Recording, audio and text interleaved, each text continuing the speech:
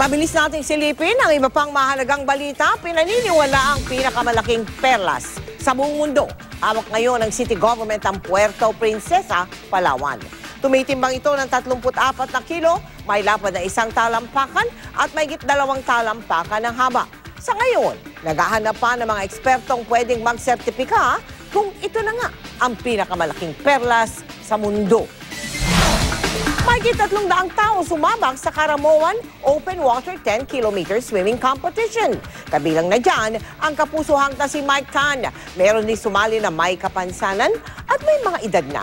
Si Jessie Lacuna ng Ateneo Blue Eagle Swimming Varsity Team ang nakakuha sa unang pwesto ng kompetisyon.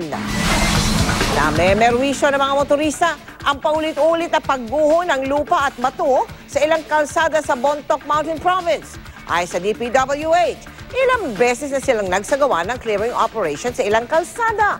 Pero nababarahan ulit dahil sa mga pag-ulang dala ng habagat.